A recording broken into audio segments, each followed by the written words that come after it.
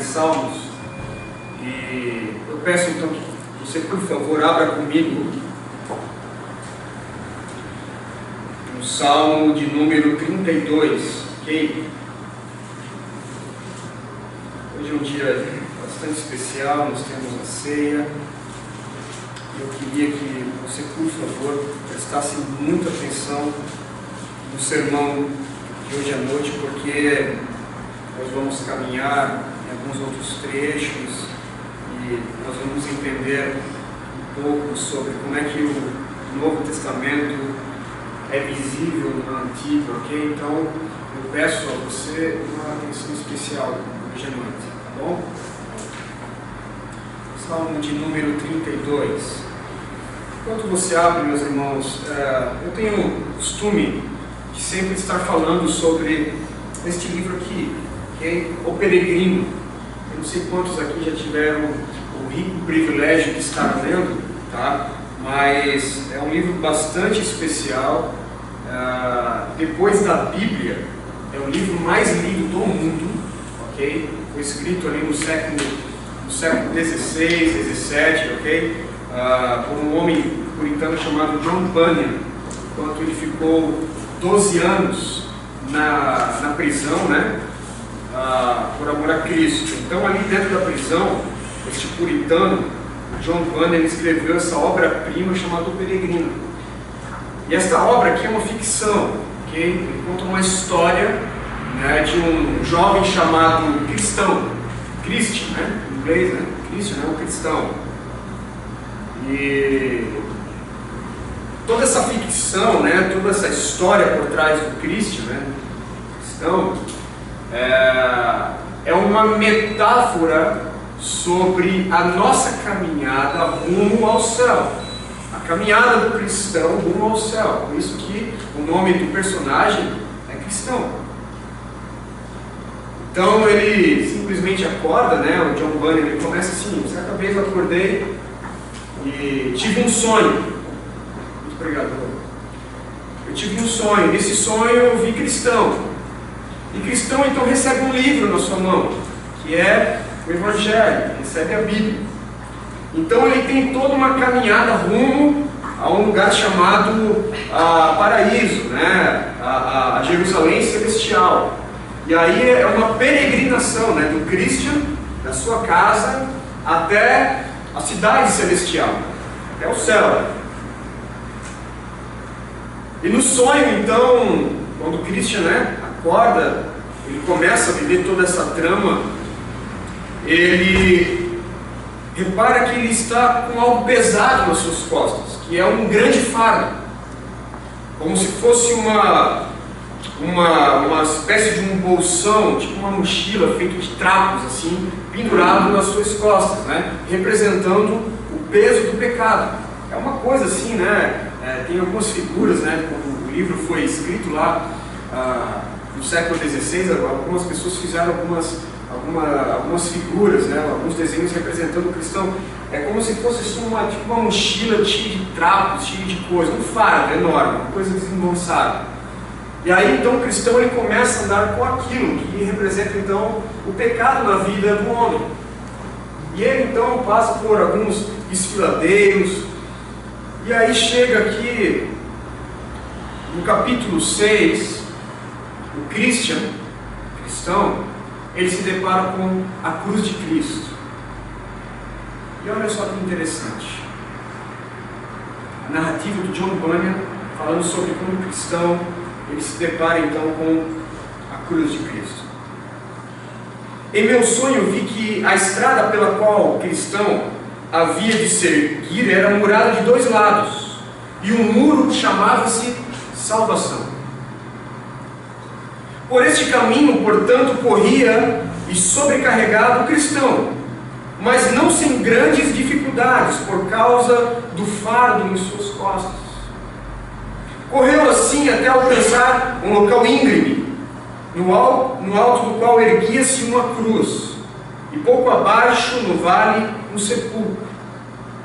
Vi no meu sonho que assim que cristão chegou à cruz, seu fardo, afrouxando, escorregou pelos seus ombros, caiu-lhe das costas, e tombando, foi descendo até a entrada do sepulcro, onde caiu e não mais o enxerguei.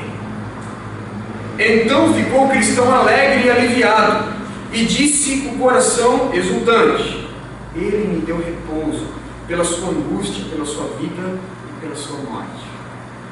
E ali permaneceu algum tempo, olhando e admirando-se, pois ficara muito surpreso ao perceber que a visão da cruz o aliviava assim do seu fardo. Olhou, portanto, e olhou novamente até que as fontes da sua cabeça, isso é, os seus olhos, manassem água que lhe escorria pelo rosto.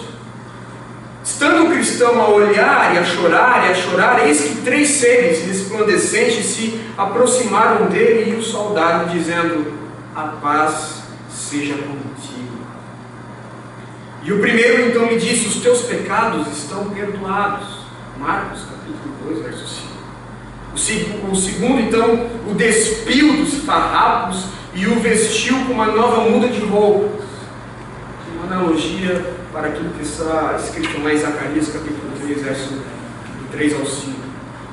O terceiro ainda gravou-lhe um sinal na testa, deu-lhe um rolo com o selo e mandou o cristão observá-lo durante o caminho, devendo entregá-lo no portão celestial. Os 3 então partiram. Cristão deu 3 saltos de alegria e seguiu cantando. E a música do cristão é a seguinte: sobrecarregado de pecados até que vim, não pude aliviar o pesar sem fim, que até aqui trazia. Que lugar ditoso! Início será de viver venturoso? Será que aqui o fardo das costas me cairá? Aqui a amarra que a mim o prende romperá? Bendita cruz, bendito sepulcro, seja exaltado o homem que por mim foi humilhado. Meus irmãos, o Salmo de hoje à noite, Salmo 32, ele descreve bastante essa peregrinação do cristão. Nós vamos ver que Davi também carregou um enorme fardo nas suas costas.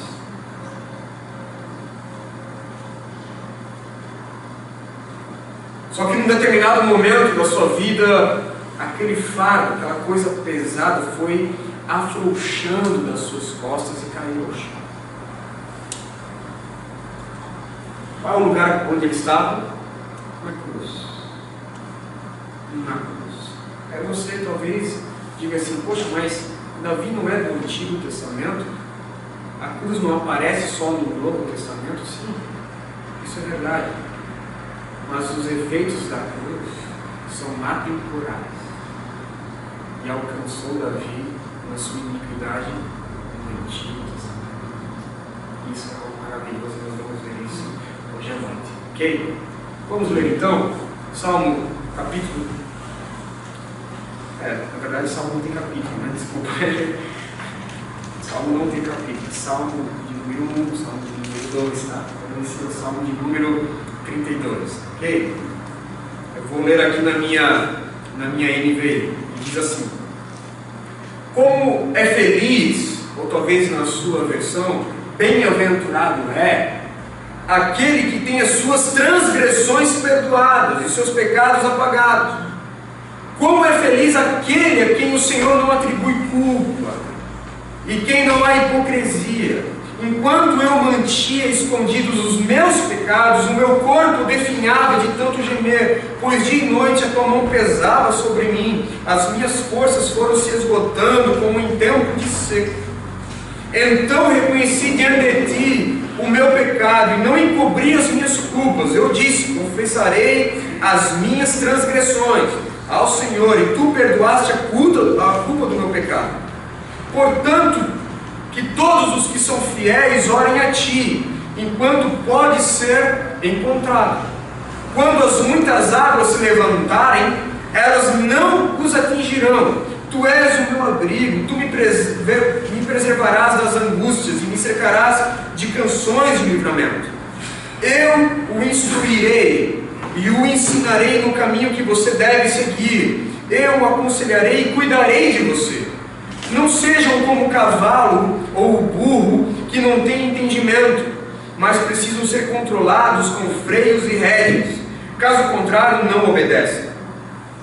Muitas são as dores do ímpio, mas a bondade do Senhor protege quem nele confia. Alegrem-se no Senhor e exultem, vocês que são justos. Cantem de alegria, todos vocês que são retos de coração. Vamos orar?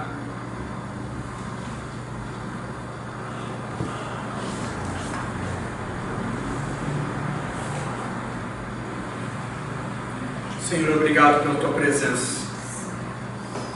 Ó Deus, sabemos que nenhum lugar do mundo, nenhum lugar dessa galáxia, deste universo, está tendo uma reunião tão importante quanto esta aqui, Senhor. Nós estamos em prol do teu nome. Nós estamos aqui para cultuar o Senhor, para apreciar essa coisa maravilhosa. Este Deus que nos salvou, que nos elegeu, este Deus que nos preserva, esse Deus que um dia vai nos glorificar. Então, ó Deus, muito, muito obrigado pela tua presença. Os nossos olhos naturais não podem te ver, Senhor, mas os olhos da fé, essa certeza, essa convicção que o Senhor nos dá, nos faz entender que o Senhor está aqui. Talvez sentado em uma dessas cadeiras, ministrando o nosso coração. Então, em nome de Jesus, muito obrigado pela tua presença, Senhor. Fala conosco, nós queremos dedicar este culto ao Senhor e nós queremos dizer que a tua palavra, o teu evangelho tem primazia entre nós, ela é importante, ela é necessária para nós, Senhor. Ó Deus, em nome de Jesus, que possamos sair daqui cheios do teu evangelho, cheios do teu Espírito, Senhor. Então, por favor, nós rogamos ao Senhor, fala conosco, Senhor. Fala conosco, fala conosco.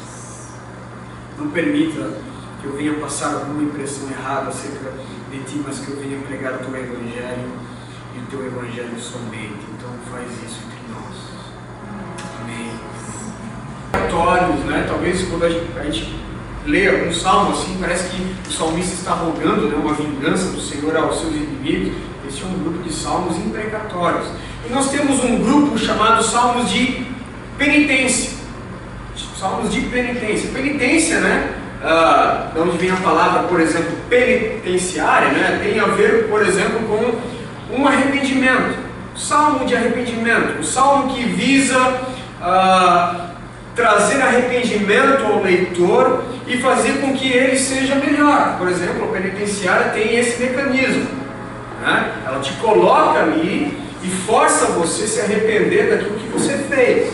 Então, quando você sair da penitenciária, deste momento, desse mecanismo de arrependimento que o Estado lhe coloca, você tem que ser melhor.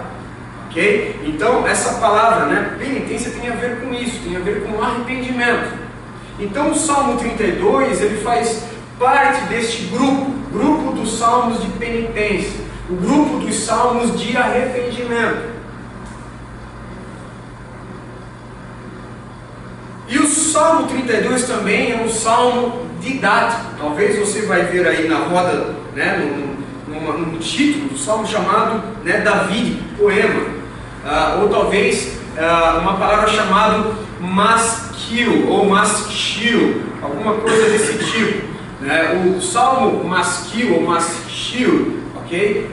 Ele visa também a ser um salmo para lhe trazer arrependimento e também um salmo de instrução. Ele quer lhe ensinar. O significado da palavra maskil ou maskil, talvez na sua versão, ok? É um títulozinho aí antes do verso 1. Então, o que nós podemos aprender sobre este salmo? Um salmo que fala sobre a penitência e um salmo que fala sobre instrução, né? Instrução para a penitência, um salmo que nos instrui, um salmo que nos impele, um salmo que nos encoraja a nos arrepender dos nossos pecados. E a figura principal aqui é Davi. Este salmo foi escrito por Davi. Em que período, em que momento? Um momento pós-queda. Que queda é essa? Nós vamos abrir então, por favor, abra comigo, em 2 Samuel,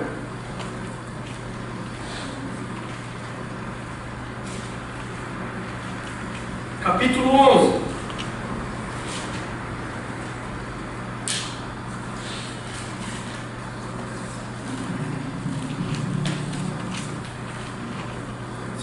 Samuel capítulo 11.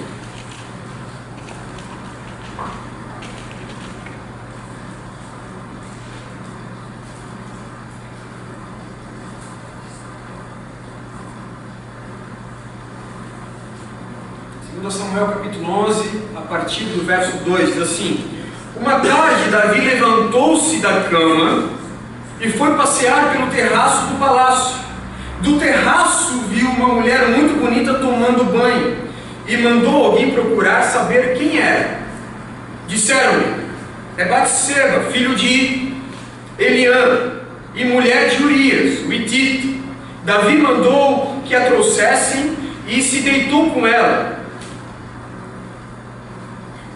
que havia acabado de se purificar da sua impureza, da sua menstruação. Depois voltou para casa. Verso 5: a mulher engravidou e mandou um recado a Davi dizendo que estava grávida. Verso então 14, vamos aqui para o verso 14. De manhã, Davi enviou uma carta a Joabe por meio de Urias, ou seja, por meio do esposo desta mulher. Nela escreveu: ponha Urias na linha de frente, deixe-o aonde o combate estiver mais violento, para que lhe seja ferido e então morra. Verso 26. Quando a mulher de Urias soube que o seu marido havia morrido, chorou por ele. Passando o luto, Davi mandou que a trouxessem para o palácio. Ela se tornou sua mulher e teve um filho dele. Mas o que Davi fez desagradou o Senhor. Capítulo 12, verso 1. E o Senhor enviou a Davi o profeta Natã. Ao chegar, ele disse a Davi: 2 homens viviam numa cidade, um era rico e o outro era pobre. O rico possuía muitas ovelhas e bois, mas o pobre nada tinha senão uma cordeirinha que havia comprado. Ele a criou, e ela cresceu com ele e com seus filhos. Ela comia junto dele, bebia do seu copo e até dormia em seus braços. Era como uma filha para ele. Certo dia um viajante chegou à casa do rico e esse não quis pegar uma de suas próprias ovelhas ou dos seus bois para preparar-lhe uma refeição. Em vez disso, preparou para o visitante a cordeira que pertencia ao pobre. Então Davi, aqui é um verso bastante importante, verso 5. Então Davi encheu-se de ira contra o homem e disse a Natã: juro pelo nome do Senhor que o homem que fez isso merece a morte. O homem que fez isso merece a morte. Deverá pagar 4 vezes o preço da cordeira, enquanto agiu sem misericórdia. Verso 7. Você é este homem, disse Natã a Davi. Você é este homem, Davi. Verso 13. Então Davi disse a Natã: pequei contra o Senhor. Pequei contra o Senhor. E Natã respondeu: o Senhor perdoou o seu pecado, você não morrerá. Entretanto, uma vez que você insultou o Senhor, o menino morrerá, ou seja, o filho de Davi com Batseba. Verso 15. Depois que Natã foi para casa, o Senhor fez adoecer o filho que a mulher de Urias dera a Davi. E Davi implorou a Deus em favor da criança. Ele jejuou e, entrando em casa, passou a noite deitado no chão. Os oficiais do palácio tentaram fazê-lo levantar-se do chão, mas ele não quis e recusou comer. 7 dias depois, a criança morreu. Os conselheiros de Davi ficaram com medo de dizer-lhe que a criança estava morta e comentaram: enquanto a criança ainda estava viva, falamos com ele e ele não quis escutar-nos. Como vamos dizer-lhe que a criança morreu? Ele poderá cometer alguma loucura. Davi, percebendo que seus conselheiros cochichavam entre si, compreendeu que a criança estava morta e perguntou: a criança morreu? Sim, morreu, responderam eles. Então Davi levantou-se do chão, lavou-se, perfumou-se e trocou de roupa. Depois entrou no santuário do Senhor e o adorou. E voltando ao palácio, pediu que lhes preparassem uma refeição e comeu. Este é o contexto do Salmo 32. Contexto de um homem que pecou contra o Senhor num ato de adultério e num ato de assassinato.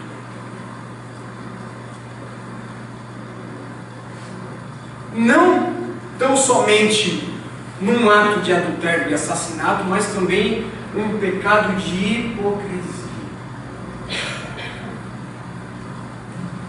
E veja que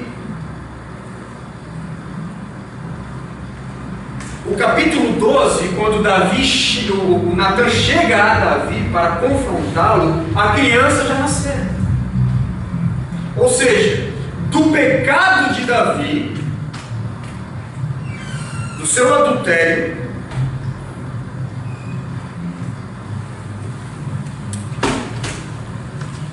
até a exortação do profeta Natan, você tem aí pelo menos, mais ou menos, um ano. E aí o Salmo 32 vai relatar isso, este momento de angústia, esse um ano que Davi então começou a fugir do Senhor e a esconder o seu pecado. Até porque ele foi revelado, ele foi exortado pelo profeta Natan, um ano depois, quando a criança então nasceu, seu filho nasceu, fruto de um adultério. E é nesse contexto que o Salmo 32 então nasceu no coração de Davi. É um salmo pós-queda e pós-arrependimento de Davi. Então, quando nós juntamos o arrependimento de Davi com a instrução, como um salmo didático, nós entendemos que Davi quer nos dar algumas instruções. Ele quer ser um mestre para nós, ele quer ser um referencial, como alguém que pecou, como alguém que vacilou, mas encontrou-se em Deus.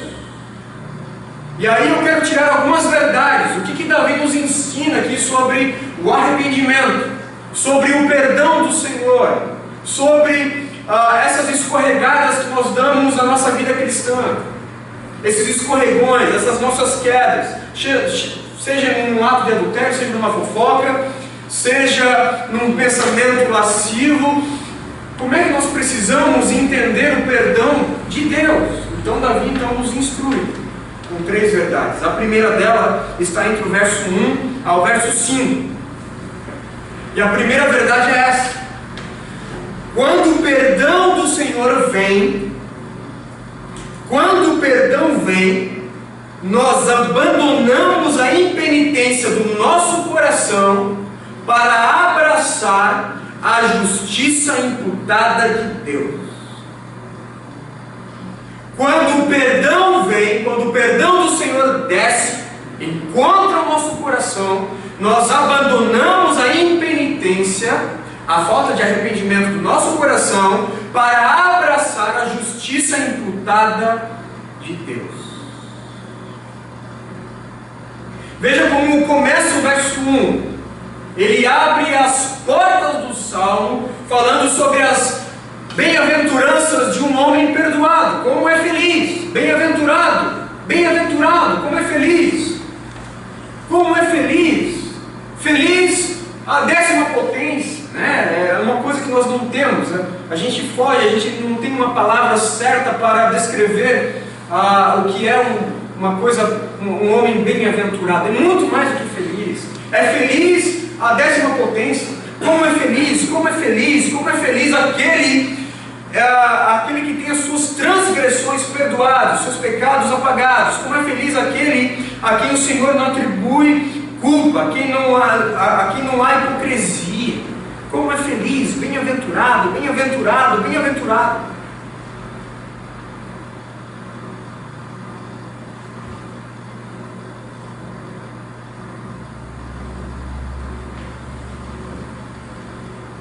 Davi, ele coloca aqui algumas expressões, e aí eu quero ver com você, por exemplo, a palavra transgressão, a palavra pecado, a palavra hipocrisia e a palavra, talvez na sua versão, iniquidade. Aí, Almeida, revista e atualizada, está de parabéns, ok? A NVI aqui, eu acho que ela meio que fugiu um pouco dessa palavra original, iniquidade. Ele vai descendo. É como se fosse uma espiral decrescente. Ele pecou contra o Senhor, então esse pecado ele virou uma transgressão, esse pecado então virou uma iniquidade, foi descendo, foi descendo. E por fim, então, ele virou um hipócrita, fugindo do Senhor, achando que estava tudo bem, preso no capacho da vergonha, preso pelas correntes da tirania da consciência, fugindo, tentando fugir da sua própria consciência, achando que o Senhor não poderia simplesmente pesar a sua mão. E aí ele nos instrui: feliz é aquele que tem os seus pecados perdoados. Eu pequei, fui perdoado. Feliz é aquele que tem as suas transgressões perdoadas. Eu transgredi a lei, errei na lei, fui perdoado. Feliz é aquele que tem as suas iniquidades. Iniquidade é uma palavra no hebraico que vai dizer o seguinte: tem a ideia de não do ato em si, mas a tendência. Aquela força maligna, perversa, que brota dentro de você para que você então venha consumar o ato. Bem-aventurado aquele que tem as suas iniquidades perdoadas. Bem-aventurado aquele que o Senhor não acha culpa, aquele que o Senhor não acha dolo, aquele que não há hipocrisia.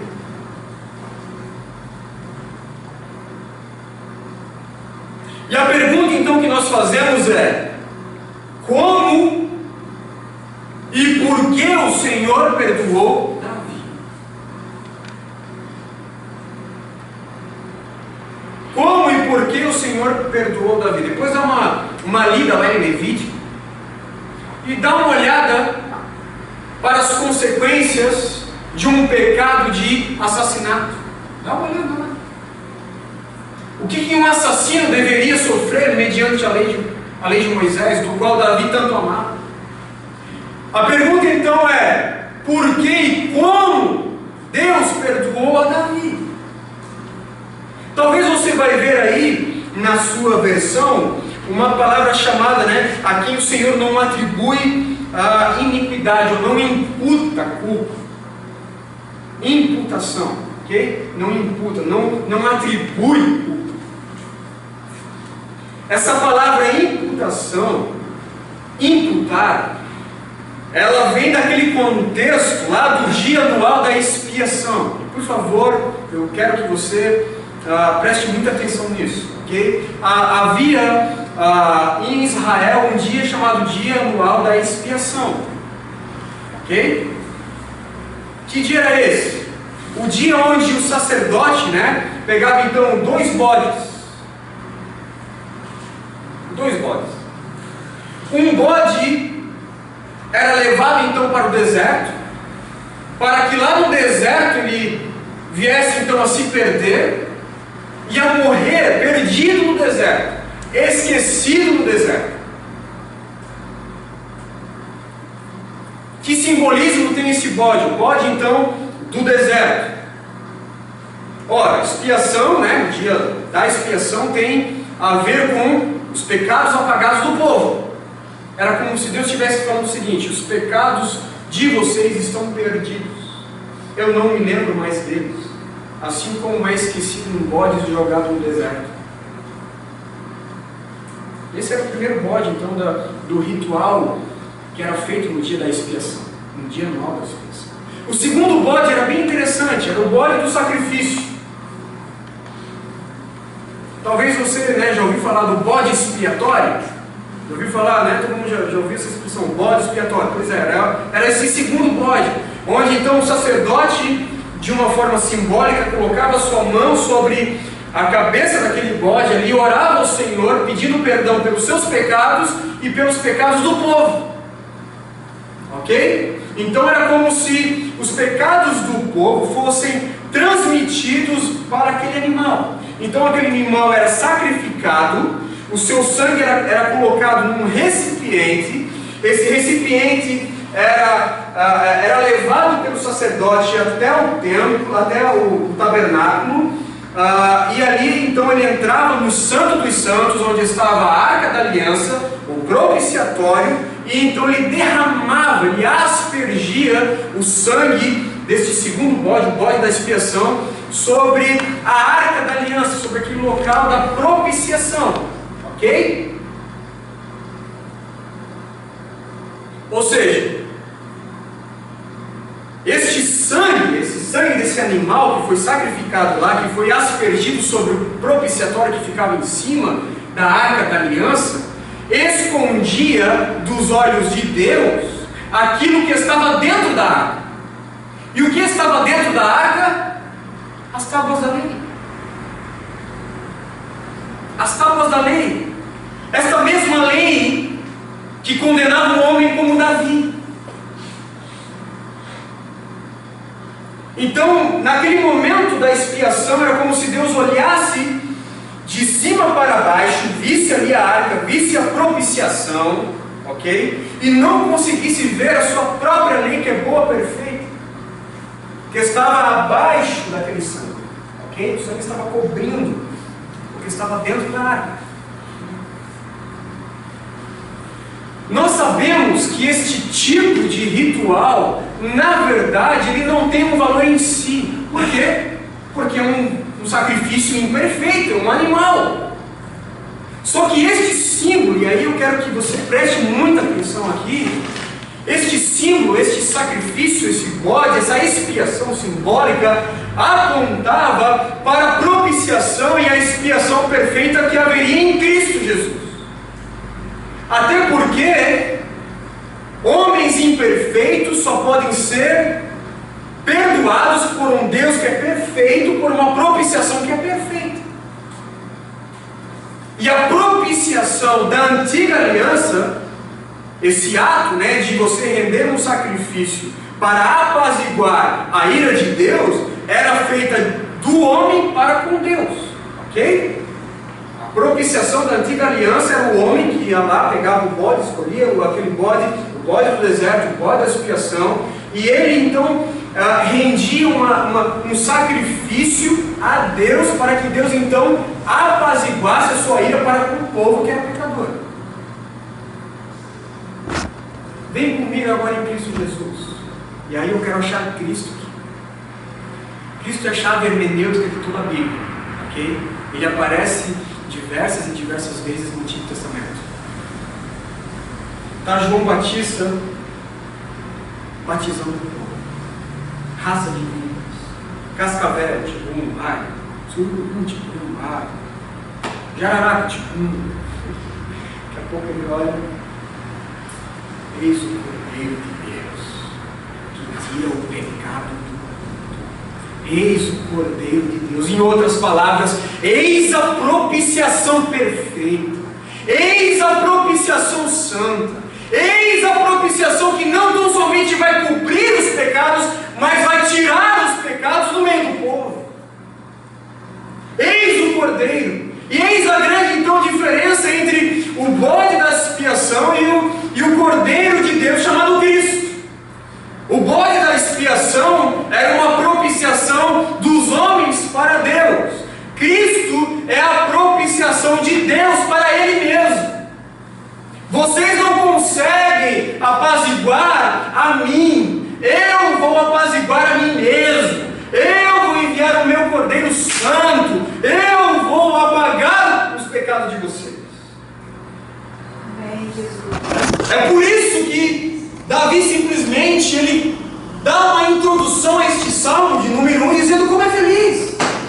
Feliz, bem-aventurado o homem cujas transgressões são perdoadas. Aonde? Nos bodes? Não, em Cristo. Em Cristo, em Cristo, aqueles que têm os seus pecados então cobertos. Bem-aventurado aquele que o Senhor não imputa, aquele que o Senhor não atribui culpa. Sabe o que é isso? É o que Paulo fala em 2 Coríntios capítulo 2, verso 21. Paulo, de uma forma brilhante, ele simplesmente resume o Evangelho numa citação. Porque Deus fez pecado aquele que não tinha pecado, para que nele tornássemos justiça de Deus. E Deus fez pecado aquele que não tinha pecado, para que nele tornássemos justiça de Deus. A imputação da justiça que deveria cair sobre nós, caiu sobre Cristo. É a grande troca do Evangelho. Timothy Keller está certo. Tim Keller.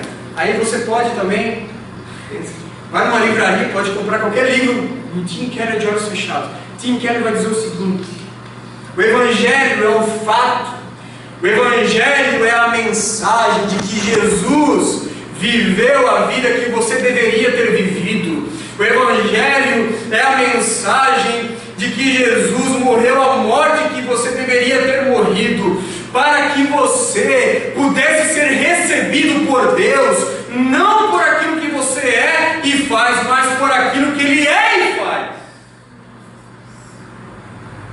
Essa é a grande mensagem do Evangelho. Cristo viveu a vida que você deveria ter vivido. Cristo deveria viver, o Evangelho é a mensagem de que Cristo viveu a vida que eu deveria ter vivido, morreu a morte que eu deveria ter morrido, para que eu então pudesse ser recebido por Deus, não por aquilo que eu sou, não por aquilo que eu faço, mas por aquilo que Ele é, por aquilo que Ele faz, por aquilo que Ele fez. É Cristo, é Cristo, é Cristo, é Cristo. Na história, né? Davi veio muito antes de Cristo. Mas Cristo, Ele é eterno. Por isso que você vai lá para 1 Pedro, capítulo 1, verso 17 ao 20, Pedro vai dizer o seguinte: porque o Cordeiro de Deus já era conhecido antes da fundação do mundo.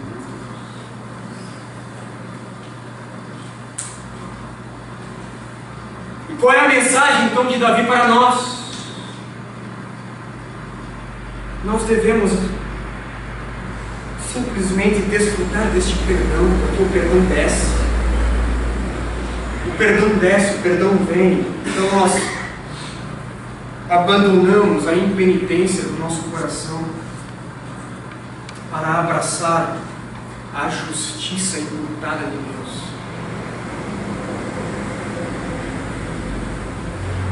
E veja que por um momento, no verso 3, ele vai então se projetar para aquele momento que ele vivia ali, se escondendo de Deus. O verso 3 vai falar sobre esses meses aí que ele tentou fugir do Senhor. Enquanto eu mantinha escondidos os meus pecados no meu corpo definhado de tanto gemer, pois dia e noite a tua mão pesava sobre mim, as minhas forças foram se esgotando como um tempo de seca.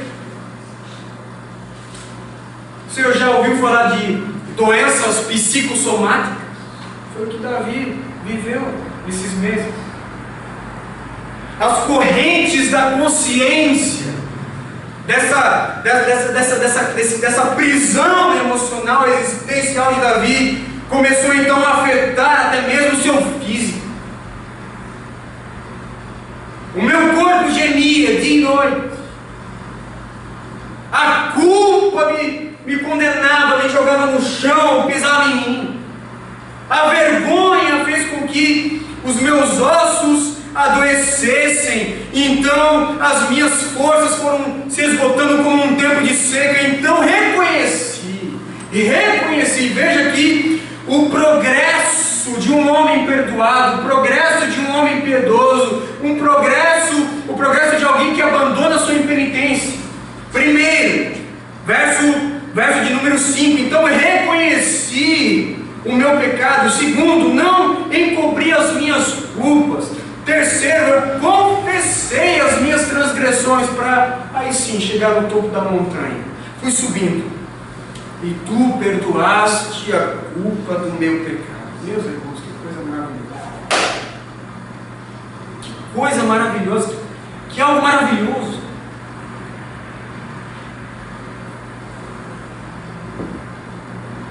Olha a parte B do verso 5. Veja que a primeira parte está no futuro e a segunda parte está no passado. Eu disse, confessarei, ou seja, futuro, confessarei, e tu perdoaste os meus pecados. Veja que a ação de Davi é uma ação futura. Confessarei e tu perdoaste. O perdão do Senhor vem antes. Nós não somos perdoados toda vez que nós pecamos e isso eu te perdoo mais uma vez, eu te perdoo. Estou te perdoando mais uma, eu te perdoo mais um pouquinho. Estou te perdoando de novo. Não, meus irmãos. O perdão do Senhor foi nos dado em Cristo. Foi algo pontual. Ele perdoou os meus pecados. Ele perdoou, foi algo pontual. Confessarei porque sou perdoado. Pedirei o perdão, sim. Rogarei o perdão de Deus, sim. Mas o perdão já veio ao meu encontro. Já me abraçou, já me transformou. Até porque é o perdão de Deus que nos impele, que nos encoraja a buscar. Então, quando o perdão vem, quando o perdão desce, nós abandonamos a impenitência, a falta de arrependimento do nosso coração para abraçar a justiça imputada de Deus. E olha que algo maravilhoso. Segundo Samuel vai dizer que o menino morreu. O filho de Davi morreu. A justiça do Senhor caiu sobre Davi, sobre o menino. E a misericórdia veio sobre Davi. Em Cristo é a mesma coisa. Foi o Filho de Deus que morreu, para que a misericórdia então viesse ao nosso encontro. Ele morreu, Cristo veio. Nós somos simplesmente abraçados por esse ato divino. Algumas implicações.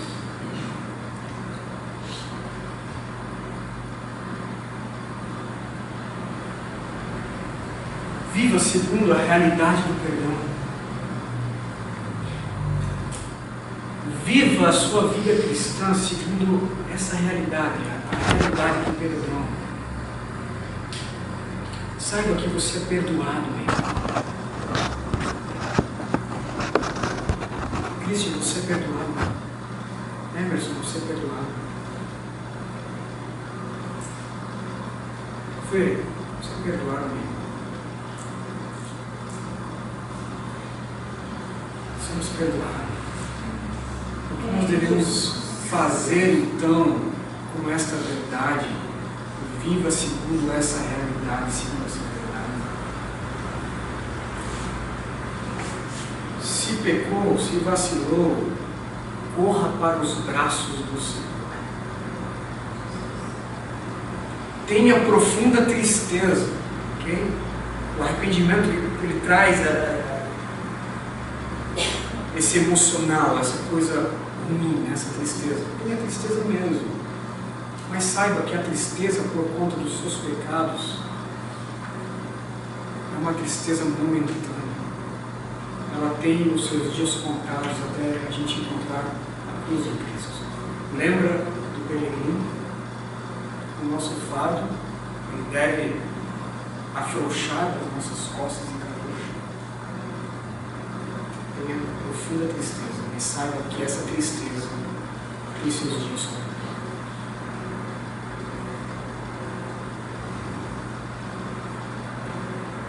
Segunda verdade, nós abandonamos o arrependimento tardio para achar com a vida em Deus. Ok? Quando o perdão vem, nós abandonamos o arrependimento tardio para achar guarida em Deus. Davi agora ele se projeta como um mestre, como um professor, ele quer nos ensinar. É por isso que o verso 6 ele começa com uma conjunção, portanto, ou talvez então.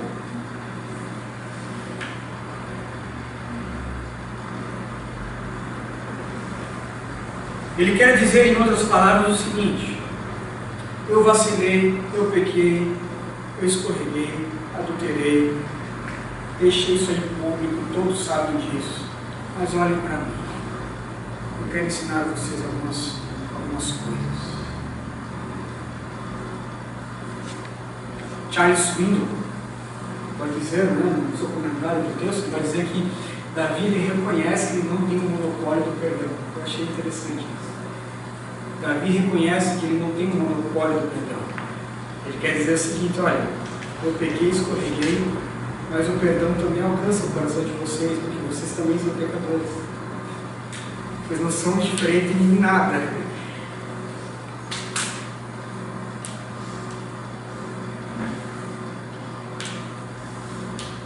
Segundo a instrução de Davi aqui, portanto, ou então, que todos os que são fiéis orem a ti enquanto podes ser encontrado. Todos os que são fiéis, todo homem piedoso, toda mulher piedosa, talvez na sua versão,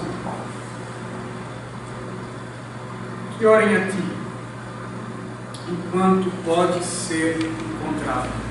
Davi ele reconhece o terreno perigoso do arrependimento tardio. Até porque ele vai dizer o seguinte: olha, hoje Deus pode ser encontrado. Hoje, o tempo oportuno da graça e da misericórdia de Deus está ainda ativo. Mas eu não sei se ele vai estar ativo amanhã. Então o tempo de encontrar a Deus é agora, porque Ele pode ainda ser encontrado. Então todos os que são fiéis, todos aqueles que escorregaram, mas mesmo assim amam ao Senhor, que orem, que busquem, porque tu pode ser encontrado agora.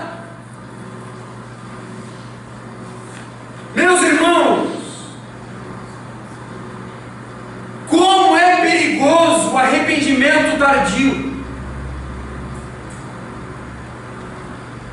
Como é perigoso ser um crente, ser um cristão que demora para se arrepender, que está vivendo uma procrastinação espiritual. Eu vou deixar para amanhã, eu vou deixar para a semana que vem, eu vou deixar para mês que vem. Não, é só mais uma balada, é só mais uma mentira. É só mais um site pornô que eu vou estar aqui entrando, mas o Senhor vai me perdoar. Amanhã eu peço perdão. Gente, esse terreno é perigoso. Arrependimento tardio pode ser morte.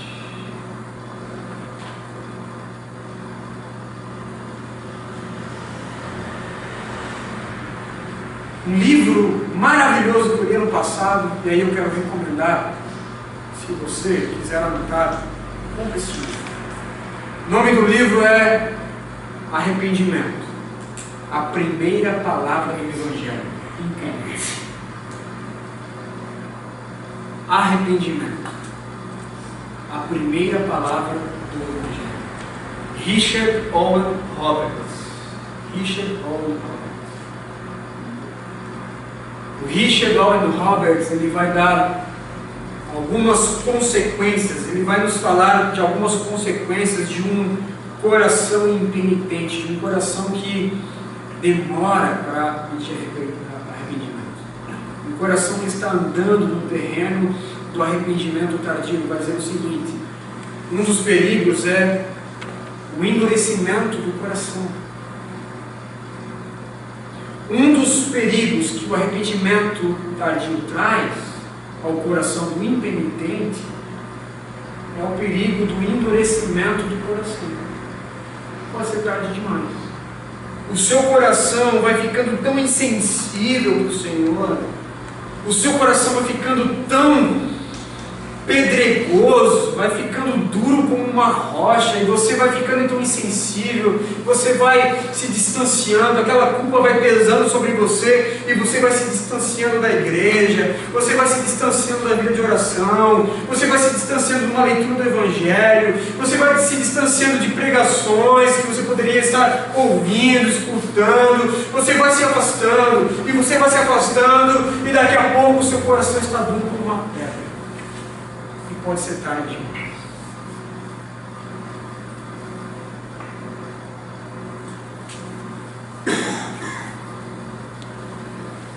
Cuidado com o coração obstinado. Cuidado. Nós temos N e N exemplos no Evangelho de homens que tiveram seu coração obstinado e sofreram suas devidas consequências. Tanto no Antigo. O segundo perigo de ter um arrependimento tardio é porque as oportunidades de Deus exercer misericórdia simplesmente podem ser perdidas. A oportunidade de Deus exercer misericórdia simplesmente pode ser perdida. Lembra do que Jesus falou quando ele chorou por Jerusalém, Lucas capítulo 9.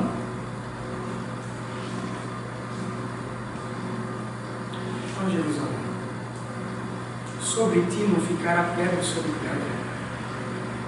E isso aconteceu no ano 70 depois de Cristo. Jerusalém simplesmente foi destruída. Jesus já tinha profetizado em Lucas capítulo 9, ó Jerusalém, sobre ti não ficará pedra sobre pedra. Por quê? Porque você simplesmente perdeu a oportunidade que Deus lhe deu.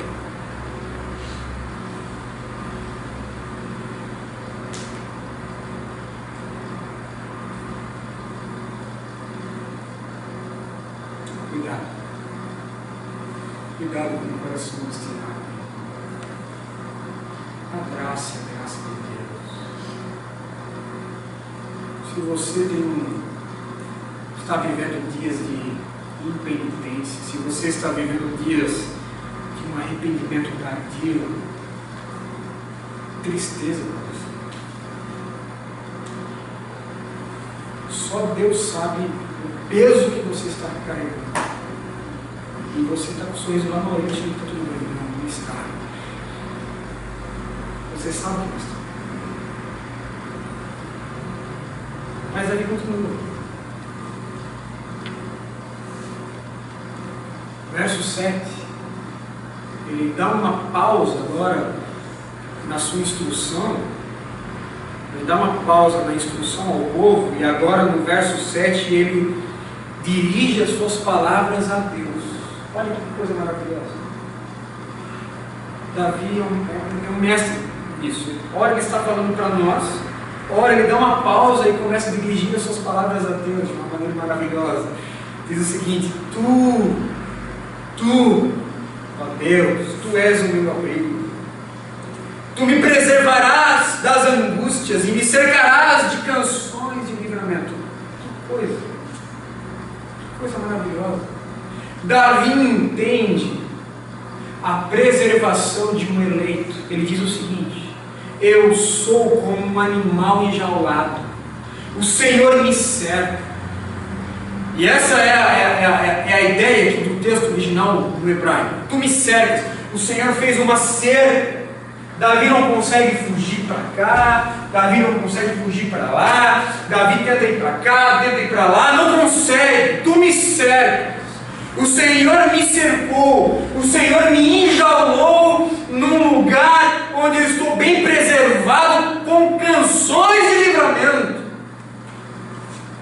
Eu estou orando, eu estou perdoado, eu que tu és o meu abrigo, porque o Senhor fez algo a mim, e este algo se chama preservação. O Senhor me preservou, o Senhor simplesmente colocou uma cerca e disse assim, ó, você tem um limite até para pecar, você pega até aqui.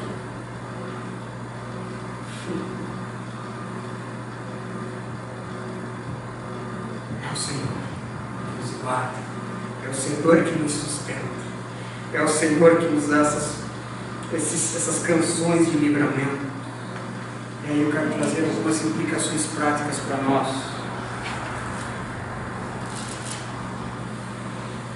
O que fazer quando pecamos?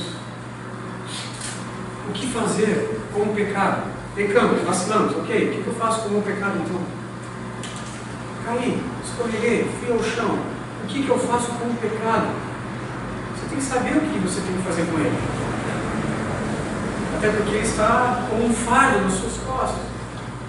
Confesse-o a Deus. Ore ao Senhor. Faça como Davi no verso 7. Tu és o meu abrigo, ó Deus. Eu encontro guarida em ti. Saiba o que fazer com o seu pecado. Saiba o que fazer com ele. E o que fazer com ele, confesse. Confesse e saiba como confessar. Saiba como confessar. Lembra da história que Jesus contou? Lucas capítulo 18. Jesus conta a história de dois homens que subiram ao templo. Dois homens subiram ao templo para orar. Um fariseu e um publicano. O fariseu dizia o seguinte: ó Deus, eu não sou como os demais. Eu não roubo, não sou ladrão, não sou mentiroso, não sou um adúltero, tampouco sou como este publicano aqui do meu lado. Não sou como ele. E Jesus então continua. E a oração do publicano é: ele batia no peito e dizia: ó Deus, tenha misericórdia de mim que sou pecador. Saiba confessar os seus pecados a Deus. Os dois estavam confessando. Um confessando segundo a religião e segundo a hipocrisia legalista, e o outro confessando de forma sincera: ó Deus, tenha misericórdia de mim que sou pecador. Veja que ele entendeu a mensagem do Evangelho. Primeiro ele diz: Senhor, Deus, misericórdia de mim. Entre Deus e os homens está a misericórdia de Deus. Senhor, misericórdia de mim. Entre Deus e os homens está a misericórdia de Deus. Saiba confessar isso. Saiba dizer as palavras corretas ao Senhor. Denome o pecado. Senhor, eu pequei nisso. Misericórdia de mim. Não tente esconder o barreiro do seu pecado para debaixo do tapete que você não consegue. Essa culpa, essa vergonha pode lhe dar uma doença psicossomática como deu a Davi.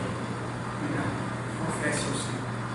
Terceira verdade, e eu encerro por aqui: quando o perdão vem, nós abandonamos a teimosia para nos alegrar na graça de Deus. Verso 8 ao 11. Quando o perdão vem, quando o perdão desce, quando o perdão me encontra, eu abandono a teimosia do meu coração para me alegrar na graça de Deus. Talvez você vai ver aí, entre o verso 7 ao verso 8, uma palavra chamada pausa. Não é isso? Pausa.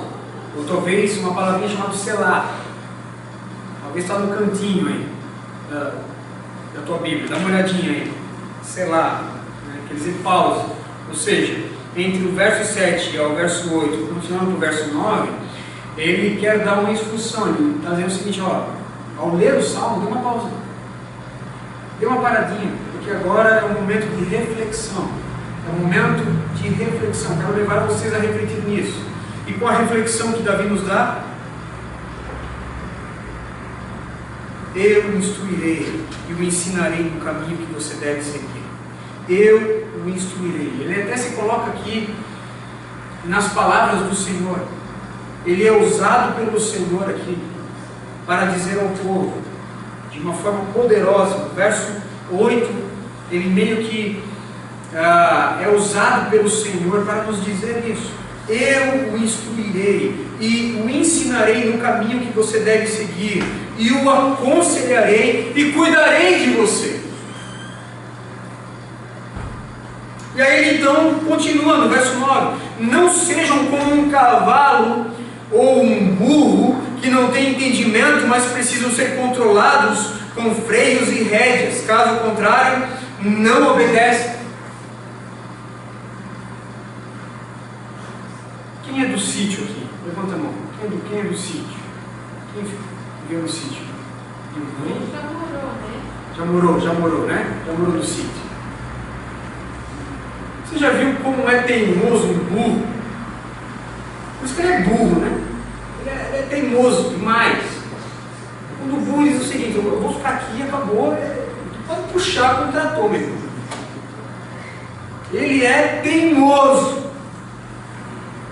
Eu tive mais, né? Eu tive mais contato com o burro lá no Nordeste, que é a família do jumento. O animal é teimoso. Você dá uma ordem para ele, ele não vai. Ele empata e daqui não sai. O que Davi está dizendo aqui? É até meio cômico. Ele está dizendo o seguinte: não seja burro como um burro. Não seja teimoso como um burro. Não queira ser indomável como um cavalo selvagem. Não tente ser irredimível. Não tente ser. Não tente ser teimoso como esses animais. Não seja um animal, não seja um asno. Esses animais daí, eles são controlados com freios e rédeas, caso contrário, eles não obedecem. E aí então vem o verso 10: muitas são as dores dos ímpios. Em outras palavras, Davi está dizendo o seguinte: quem é burro, quem é teimoso, quem é cavalo, ignorante, asno, é o ímpio. É o ímpio. O povo de Deus não. O povo de Deus tem que andar segundo os preceitos do Senhor. O povo de Deus não tem que ser simplesmente uma estátua. O Senhor chama e você está ali. Não, chamou, vai, meu irmão. Não seja como um ímpio, não seja burro, não seja um cavalo, não seja um asno, não seja um ignorante, não seja teimoso. Não tente viver de forma irredimível. Simplesmente jogue-se em Deus. Muitas são as dores dos ímpios. Você já viu como apanha um cavalo selvagem? Como é domado um cavalo selvagem debaixo de pancada? Como é que um burro sai debaixo de varada? A instrução de Davi é: não seja como eles. Não seja como eles. Abandone a teimosia do seu coração e alegre-se na graça de Deus. Tenha um coração exuberante, tenha um coração alegre nessa graça. Não tente viver segundo a lei, não tente viver segundo as rédeas, não tente viver segundo este controle da lei que me faz simplesmente ser um derrotado, preso ao capacho da vergonha, porque eu simplesmente não consigo cumpri-la. Não! Abandone esse modo de viver teimoso e alegre-se em Deus, jogue-se na graça de Deus e cante com alegria. Amém? Amém. estou pregando. Amém, meu irmão? Glória a Deus. Verso 11: alegrem-se no Senhor e exultem, vocês que são justos. Espera aí, como assim justos? Justos aonde? Se não há nenhum justo sequer. Alegrem-se vocês que são declarados justos em Cristo, vocês que foram outrora justificados em Cristo. Alegrem-se, alegrem-se, cantem de alegria todos vocês que são retos de coração.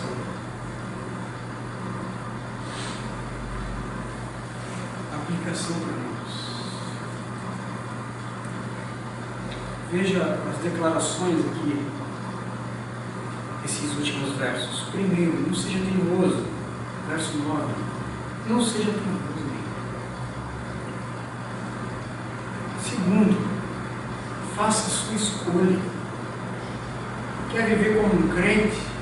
Abandone a vida de asno, abandone a vida de burro, abandone a vida de um cavalo selvagem. Venha viver a alegria do Senhor. Terceiro, verso 11: permaneça reto. E aí o Spurgeon diz o seguinte sobre esse verso, verso 11: retos de coração. Não retos horizontalmente, e nem retos de forma vertical, mas de forma tortuosa, de forma pervertida, de forma que faz curvas, não. Permaneça reto, como uma reta da terra dos céus. Quarto, verso 11: alegre-se, alegre-se, alegre-se, porque você encontrou, ou melhor, você foi encontrado pela graça preservadora. Crente, meu irmão, tem motivo suficiente para se alegrar. Eu não estou falando a gente viver aí atuando que nem um idiota, sorrindo toda hora, com tudo piada. Não, não é isso. Estou dizendo o seguinte: nós somos um povo totalmente diferente. Podemos passar por altos e baixos, mas a nossa fé está inabalável. Por quê? Porque nós somos alegres pela vida de Cristo. Ele viveu a nossa vida. Somos alegres porque a nossa terra não é essa. Somos peregrinos. Somos peregrinos. E fomos encontrados pela cruz de Cristo. Quero concluir. Por favor, vire a página. Quero ler o que diz capítulo 37, verso 23. Davi ainda retratando esse momento pós-queda. E aí eu termino aqui. Salmo 37, verso 23. O Senhor firma os passos de um homem, quando a conduta deste o agrada. Ainda que tropece, ainda que vacile, não cairá, pois o Senhor toma pelo mão. Aleluia, aleluia. Na presença dele não há ninguém terrível. O que Davi está falando aqui? Eu caí em pecado, vacilei. Mas hoje as minhas quedas são em Deus. Hoje eu caio na graça do Senhor. Hoje eu caio nos braços poderosos deste Deus gracioso. Deste Deus que sustenta o homem, que o ama, firma os seus passos. E ainda que tropece, não cairá, porque é Ele que sustenta. É Ele que segura. É Ele que cerca com cantos de livramento.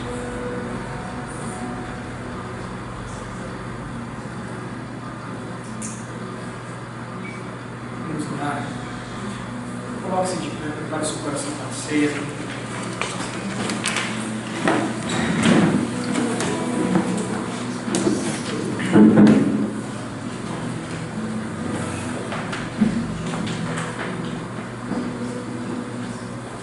Senhor, muito obrigado. Muito obrigado porque os nossos pecados foram todos eles abandonados no deserto do teu esquecimento. Os nossos pecados foram simplesmente apagados pelo apaziguar de Cristo Jesus.